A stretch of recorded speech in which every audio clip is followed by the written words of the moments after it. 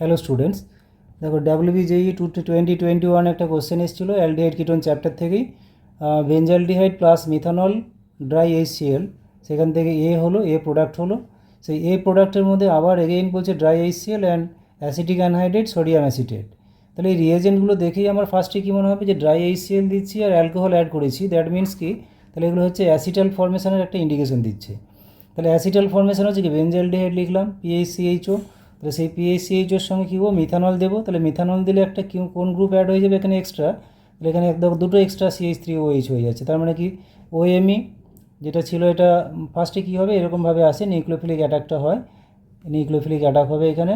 তাহলে এটা হয়ে যাবে কি, অক্সিজেন মাইনাস হবে, নেক্সট স্টেপে মিথাইল এখানে, তাহলে OCH3 একবার অ্যাড হবে, আর নেক্সট স্টেপে আবার কী হয়ে যাবে, OMe হয়ে যাবে। তাহলে দুটো OMe গ্রুপ হয়ে যাচ্ছে, এটা বলছে অ্যাসিটাল ফর্মেশন। তাহলে ড্রাই HCl এর প্রেজেন্সে কী হয়ে যাবে, মিথানল আর হচ্ছে অ্যালডিহাইড বা কিটোন দিলে অ্যাসিটাল ফর্মেশন হয়। এবার সেই অ্যাসিটালের মধ্যে কী করছে এবারে, এগেইন ড্রাই HCl অ্যান্ড হচ্ছে অ্যাসিটিক অ্যানহাইড্রেট সোডিয়াম অ্যাসিটেট। তাহলে এই যে রিয়েজেন্টটা, তাহলে এই রিয়েজেন্টটা কিসের, তাহলে দিচ্ছে এটা হচ্ছে পার্কিন রিয়াকশানের রিয়েজেন্ট। তাহলে পার্কিন রিয়াকশান এখানে কী হবে বলে, আমাদের এখানে পার্কিন রিয়াকশানে আমরা জানি সিনামিক অ্যাসিড। তাহলে দেখো সিনামিক অ্যাসিড আমাদের কোন এতে অপশানে আছে, সিনামিক অ্যাসিড আছে অপশান ডিতে আছে আর অপশান এতে আছে।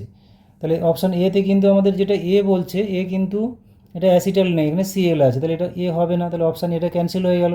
তাহলে কী হবে আমাদের এখানে, অপশান ডিটাই অ্যান্সার হবে। Thank you.